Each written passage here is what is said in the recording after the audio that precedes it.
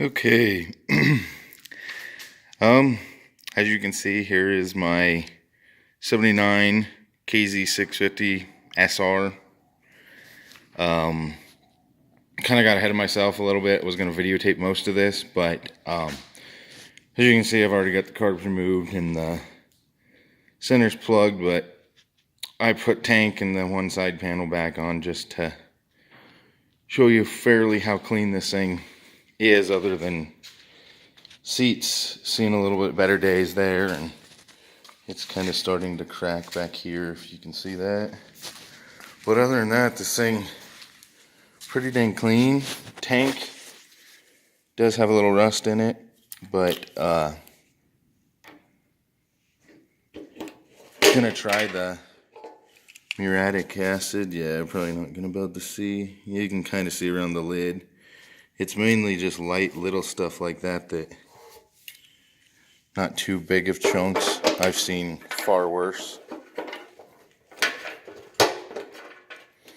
But it's only got 7,454 miles on it, or I guess it's gonna turn over 55. Just the story on it was, actually the guy I got it from purchased it last year and couldn't get it running right. Well, I asked him if he took the carbs off, cleaned the carbs, thinking maybe he just took the carbs apart, cleaned them, and threw them back together, and didn't try to synchronize it or anything or adjust it.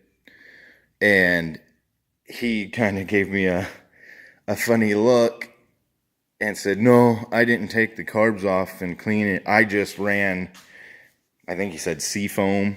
He ran some sea foam through it to try to clean it out. But from what he said was, this bike has been setting for 17 years and basically got it from a guy that knew his dad. I don't know if it was a friend of his dad's or what, but the bike had been setting for 17 years. And this guy got it, didn't even clean the carburetors, just tried to run seafoam through it. And the reason he was wanting to sell it at first was because it was running like crap. Well, I buy old dirt bikes, or I still think they're fairly new because they're still in the 2000s. But yeah, that was, 20 some years ago or whatever. 19. But I traded a 2002 CR250 that initially I purchased for $250. That guy had bought that brand new, basically left it set outside at his parents' house after he'd rode it a tiny little bit. Still had all the stock plastics, stock graphics, but just left it at his parents' house. The plastic on the one side was pretty faded because it was setting by a window. So I mainly cleaned up everything that I could, bought new plastics for it. Motor still had great compression, so I did a compression test and it was like 150. So I ended up just buying bought new cables, because the cables, that was the side that the son bought. New throttle cable and throttle cable and inner tube is literally all I ended up buying for that bike. So I've $250 plus, I think it was $15-16 for that throttle cable from the Honda dealer, and I think 10 or 12 for a parts unlimited inner tube for the front. And I had some old used tires, so they didn't cost me anything. Used tires that were still in good enough shape to throw on a bike like that. Turned around, I was going to try to sell the bike for $1,500 and had no luck. Well, I seen this thing posted for $1,500 or best offer, and I had messaged the kid or guy and asked him if he'd take $1,000, or possibly if he would be willing to go maybe $1,000 or less. And he said he wouldn't go much under 1,000. Well, when I went to go look at the bike, he asked if I still had the CR250. So I started, weighing out that this bike, top condition, I guess, was probably worth at max maybe $1,500 to a bank or NADA, whatever.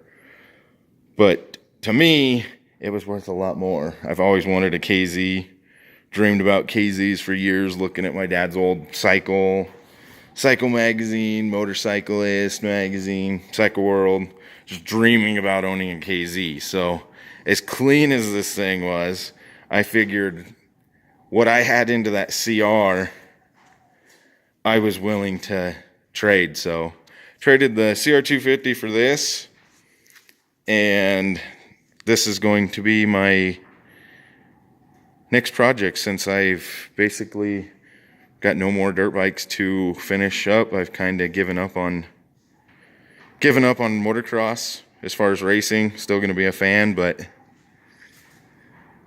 yeah, gonna start trying to find more of these classic street bikes like this. There's tons sitting around here where I'm from. You drive down alleys and see them sitting in people's backyards all the time. So I figured, why not?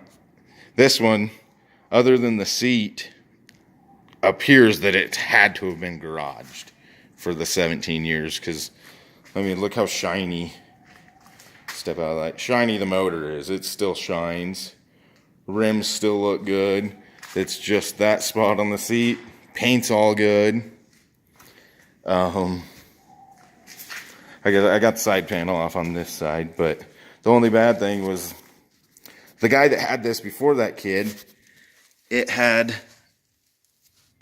aftermarket 4-to-1, and he said it had a aluminum plaque stapled or riveted onto the thing. So I'm either thinking it might be a Kirker megaphone, or the only other one I could think of was possibly a Vance and Hines, because I don't think the Max have that. But you can see that's 4-to-1 header. But that guy, he thought where the way the bike ran that the exhaust was plugged, so he pulled that megaphone off and put this turn down on it. He just tack welded it. So I'm getting the